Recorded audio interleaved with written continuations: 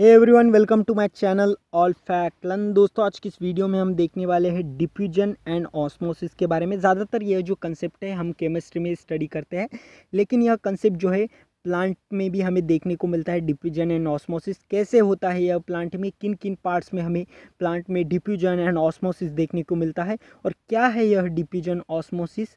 तो इस सब के बारे में आज की इस वीडियो में हम जानने वाले हैं।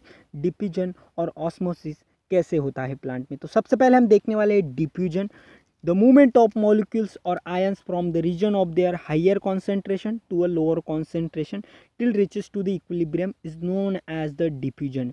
डिफ्यूजन एक ऐसी प्रोसेस है जहाँ पर जो है मॉलिक्यूल्स और आयन का जो मूवमेंट है वो हायर कॉन्सेंट्रेशन से कहाँ पर होता है, लोअर कॉन्सेंट्रेशन की तरफ होता है, जब तक यहाँ पर एक इक्विलिब्रियम स्टेज मेंटेन नहीं हो जाती। आप समझ रहे होंगे कि ये जो मॉलिक्यूल्स है पूरे स्क्वायर में फैल नहीं जाते इक्विलिब्रियम स्टेज में, तब तक यह मॉलिक्यूल्स और आयंस की मूवमेंट क्या रहेंगी, ऐसी ही चलती रहेंगी हायर कॉन्सेंट्रेशन से लोअर कॉन्सेंट्रेशन। तब जब यह इक्विलिब्रियम अमाउंट में यहाँ पर फैल जाएगा तब यह डिफ्यूजन की प्रोसेस क्या हो जाएंगी, कम हो जाएंगी। और ये जो मूवमेंट है हायर कॉन्सेंट्रेशन से लोअर कॉन्सेंट्रेशन की तरफ सॉल्यूट या फिर मॉलिक्यूल्स और आयन की, इसी ही कहा जाता है डिफ्यूजन। अब डिफ्यूजन जो है एक एग्जांपल के माध्यम से समझते हैं। अगर हम एक ग्लास में वाटर लेते हैं और उसमें शुगर डालते हैं, तो जहाँ पर शुगर डालेंगे वहाँ पर ही स्वीटनेस नहीं रहेगी शुगर की स्वीटनेस जो है वो पूरे क्या है ग्लास में फैल जाएंगी। जब तक कि एक इक्विलिब्रियम स्टेज मेंटेन नहीं हो जाती, मॉलिक्यूल्स और आयन जो रहेंगे वो ग्लास में क्या होते रहेंगे, हायर कॉन्सेंट्रेशन से लोअर कॉन्सेंट्रेशन की तरफ क्या होते रहेंगे, मूव रहेंगे। एक स्टेज ऐसे आएंगी कि पूरे वो ग्लास में स्वीटनेस फैल जाएंगी और एक इक्विलिब्रियम स्टेज मेंटेन हो जाएंगी। तब यहाँ पर क्या हो जाएंगी, डिफ्यूजन की प्रोसेस जो है कंप्लीट हो जाएंगी। दूसरा जो एग्जाम्पल लेते हैं हम, अगर हम एक रूम है, उस एक रूम के एक कोने में हम क्या कर देते हैं, अगरबत्ती लगा देते हैं, तो अगरबत्ती का जो सेंट है उस कोने में ही नहीं रहेगा, यानी कि कोने में ही नहीं रहेगा, वो पूरे रूम में फैलेगा जब तक कि एक इक्विलिब्रियम स्टेज मेंटेन नहीं हो जाती। जो कोना है जहाँ पर अगरबत्ती लगाई, यहाँ वहाँ पर कॉन्सेंट्रेशन जो रहेगा वो कैसा रहेगा, मॉलिक्यूल्स और आयन का, यानी कि सेंट का जो कॉन्सेंट्रेशन रहेगा वो कैसा रहेगा, ज़्यादा रहेगा। जैसे ही वो रूम में फैलता जाएगा एक इक्विलिब्रियम स्टेज मेंटेन हो जाएंगी। हायर कॉन्सेंट्रेशन से जो सेंट है वो लोअर कॉन्सेंट्रेशन की तरफ चला जाएगा और रूम में एक इक्विलिब्रियम स्टेज मेंटेन हो जाएंगी। तब जाके डिफ्यूजन की प्रोसेस क्या हो जाएंगी, कंप्लीट हो जाएंगी। अब यह जो मॉलिक्यूल्स की जब मूवमेंट होती है, तब मॉलिक्यूल्स की मूवमेंट होते होते एक प्रेशर क्रिएट हो जाता है, जिसे कि क्या कहा जाता है, डिफ्यूजन प्रेशर कहा जाता है। अब कुछ फैक्टर भी होते हैं जो कि डिफ्यूजन को क्या करते हैं, अफेक्ट करते हैं, डिफ्यूजन के रेट को अफेक्ट करते हैं। तो कौन कौन से फैक्टर है, तो पहले है सोल्युबिलिटी, दूसरा है कॉन्सेंट्रेशन और तीसरा है टेम्परेचर। यह तीन फैक्टर जो है अफेक्ट रेट को क्या करते हैं, अफेक्ट करते हैं। तो अब देखते हैं प्लांट में इसका डिफ्यूजन का क्या इंपॉर्टेंस है। The exchange of CO2 and CO2, जो प्लांट में जो गैसेस एक्सचेंज होता है स्टोमेटा के थ्रू, O2 एंड CO2 जो गैसेस एक्सचेंज होता है एटमॉस्फेयर और स्टोमेटा में, तो ये जो गैसेस एक्सचेंज की प्रोसेस भी है ना, एक टाइप से क्या है, डिफ्यूजन ही है। अब प्लांट जो रूट में से वाटर को जो एब्जॉर्ब करती है, यह भी एक डिफ्यूजन की ही प्रोसेस है।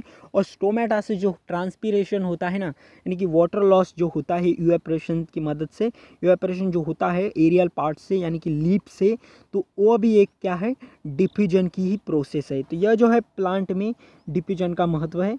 अब देखते हैं ऑस्मोसिस भी एक सेम कंसेप्ट है जो कि डिफ्यूजन की तरह ही है। यहाँ पर सिर्फ इतना फर्क है कि ये जो मूवमेंट है मॉलिक्यूल्स और आयन की हायर कॉन्सेंट्रेशन की लोअर कॉन्सेंट्रेशन की तरफ जो होती है, इस हायर कॉन्सेंट्रेशन और लोअर कॉन्सेंट्रेशन के बीच क्या रहती है, एक सेमी परमेबल क्या रहती है, मेम्ब्रेन प्रेजेंट रहती है, जो कि सॉल्यूट के पार्टिकल्स को वहाँ से क्या नहीं होती, जाने नहीं देती। जैसे कि वाटर, एक शुगर सॉल्यूशन लेते हैं हम, शुगर सॉल्यूशन है, यह शुगर सॉल्यूशन में का जो है यह है शुगर पार्टिकल्स, और यह है वाटर, जो ब्लू डॉटेड है यह है वाटर, और रेड डॉटेड जो है यह है शुगर पार्टिकल। तो इस मेम्ब्रेन से एक्सचेंज किसका होगा, सिर्फ वाटर मॉलिक्यूल्स ही यहाँ से आ जा सकते हैं।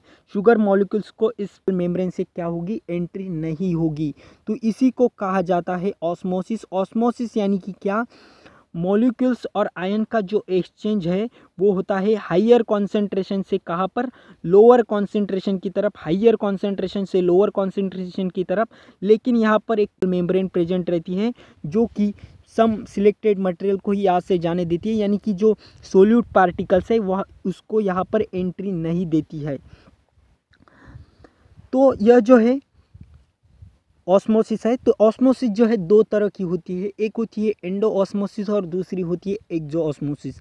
अब प्लांट सेल में यह ऑस्मोसिस होती है दो तरह की, एंडो और एक्सो। एंडो यानी कि क्या, अगर बाहर से, सेल के बाहर से अगर सेल में वाटर एंटर हो रहा है तो उसे कहा जाएगा endo osmosis. The entry of water solvent molecule into the cell through the plasma membrane from the outer medium, यानी कि बाहर के मीडियम से सेल में प्लाज्मा मेम्ब्रेन के थ्रू जो ये जो प्लाज्मा मेम्ब्रेन है, मान लो यह एक आउटर मीडियम है और यह एक सेल है, सेल से जो क्या आउटर मीडियम से क्या हो गई, वाटर की मूवमेंट हो रही है सेल में प्लाज्मा मेम्ब्रेन के थ्रू, इसी को क्या कहा जाता है, एंडोऑस्मोसिस कहा जाता है। इसी को क्या कहा जाता है, एंडोऑस्मोसिस कहा जाता है। और एक्सोऑस्मोसिस यानी कि क्या, मान लो कि सेल से क्या हो रही है, प्लाज्मा मेम्ब्रेन के माध्यम से जो वाटर की मूवमेंट हो रही है वो सेल से कहाँ हो रही है, बाहर की तरफ हो रही है, सेल से वाटर लॉस हो रहा है बाहर की तरफ, तो इसे कहा जाता है एक्सोऑस्मोसिस। बाय प्लाज्मा मेम्ब्रेन की मदद से यह वाटर का लॉस होता है सेल से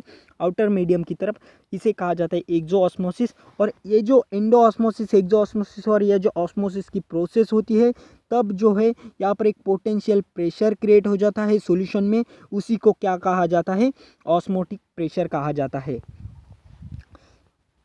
अब जो है यहाँ पर तीन टाइप के सॉल्यूशंस है, हाइपोटोनिक, आइसोटोनिक और हाइपरटोनिक। यह तीन टाइप के सॉल्यूशन हमें ऑस्मोसिस को स्टडी करते हुए देखने को मिलते हैं। पहला जो है हाइपोटोनिक।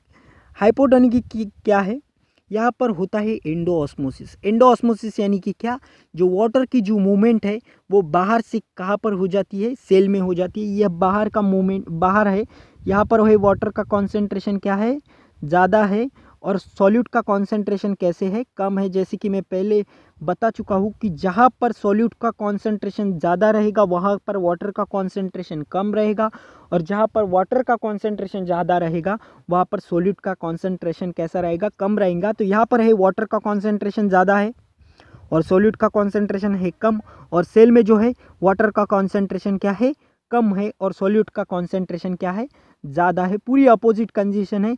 लेकिन जहाँ पर हमने ऑस्मोसिस में क्या स्टडी किया है, हाइयर कॉन्सेंट्रेशन से मूवमेंट होती है वाटर की, कहाँ पर, लोअर कॉन्सेंट्रेशन, यानी कि बाहर जो है वाटर ज़्यादा है, सॉल्यूट है कम, तो क्या होगा, वाटर की मूवमेंट जो है बाहर से कहाँ होगी, सेल के अंदर होगी, यानी कि इसी को क्या कहा जाता है, हाइपोटोनिक सॉल्यूशन कहा जाता है।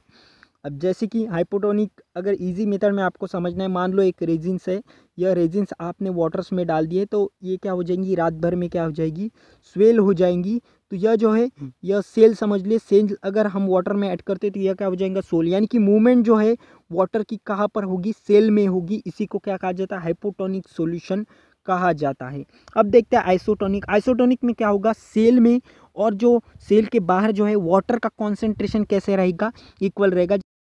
जैसे कि आप देख पा रहे हैं ग्रेप्स में भी वाटर प्रेजेंट होता है और ग्रेप्स के बाहर भी क्या है, वाटर प्रेजेंट है। यानी कि इस केस में हमें क्या देखने को मिलता है, सेल के बाहर और सेल के अंदर जो है वाटर और सॉल्यूट का कॉन्सेंट्रेशन कैसा है, इक्वल है। इसकी वजह से सेल में जो है कंटिन्यूस एक्सचेंज ऑफ वाटर है, क्योंकि कॉन्सेंट्रेशन जो है वाटर और सॉल्यूट का कैसा है, इक्वल है।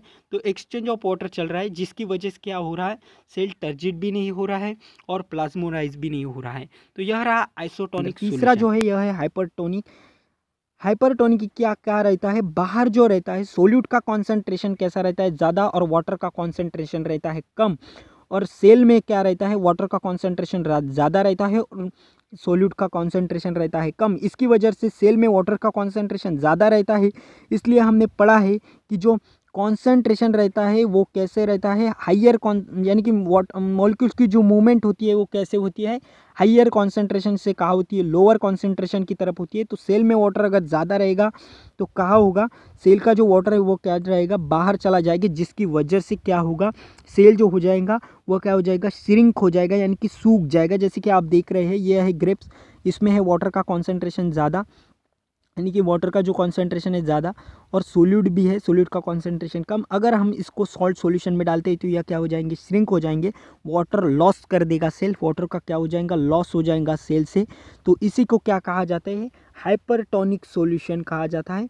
और आइसोटोनिक में क्या होता है, जो कॉन्सेंट्रेशन जो रहता है सेल में और सेल के बाहर वो कैसा रहता है, इक्वल रहता है, यानी कि एक्सचेंज ऑफ वाटर होता है, लेकिन इसमें सेल में टर्जिट या फिर श्रिंक होने की कंडीशन हमको देखने को नहीं मिलती। तो ये 3 टाइप के सॉल्यूशंस हमें ज़्यादातर देखने को मिलते हैं। इसी के आधार पर हम आगे एम्बिशंस और क्या पढ़ेंगे, प्लाज्मोलाइज पढ़ेंगे, वो हम नेक्स्ट वीडियो में जानने वाले हैं। तो अब देखते हैं प्लांट में क्या सिग्निफिकेंस है। Significance of osmosis in plant. Osmosis जो है प्लांट में वाटर एब्जॉर्प्शन करने के लिए मदद करता है। रूट के माध्यम से हम वाटर जो एब्जॉर्ब करते हैं वो ऑस्मोसिस द्वारा ही होता है। सेल टू सेल जो मूवमेंट होती है वाटर की, वो भी एक ऑस्मोसिस है। सेल टू सेल मूवमेंट यानी कि जैसे कि आप जानते ही होंगे, एक सेल से वाटर दूसरी सेल में, दूसरे से तीसरी सेल में क्या होता है, मूवमेंट होता है। और यहाँ पर प्लाज्मा मेम्ब्रेन क्यों प्रेजेंट होती है, क्योंकि अगर यहाँ पर प्लाज्मा मेम्ब्रेन या फिर कोई ऐसी चीज़ प्रेजेंट नहीं रहती जो परमेबल हो, सेमी परमेबल हो, तो क्या हो जाएगा, अगर ऐसा होता है तो वाटर के साथ साथ सेल ऑर्गेनल्स भी फ्लो होने लग जाएंगे, एक सेल से दूसरी सेल में जाने लग जाएंगे। तो इसी की वजह से यह परमेबल मेम्ब्रेन प्रेजेंट रहती है कि कहीं इस सेल का मटेरियल उस सेल में ना चला जाए। Opening and closing of stomata depend upon the turgor pressure. जब स्टोमेटा का जो ओपनिंग होता है और क्लोजिंग होता है, जो वाटर का मूवमेंट यानी कि एंडो ऑस्मोसिस और एक्सो ऑस्मोसिस जो होता है, यहाँ पर ऐसी 2 प्रोसेस यहाँ पे हमें जो ओपनिंग एंड क्लोजिंग में हमें देखने को मिलती है, यानी कि स्टोमेटा जो है वाटर लॉस भी करता है और वाटर को गेन भी करता है। तो यह रहा कंप्लीट ऑस्मोसिस एंड डिफ्यूजन। उम्मीद करता हूँ दोस्तों आपको वीडियो पसंद आई होगी। ऐसी कई वीडियो देखने के लिए वीडियो को लाइक और चैनल को सब्सक्राइब कर दे। धन्यवाद।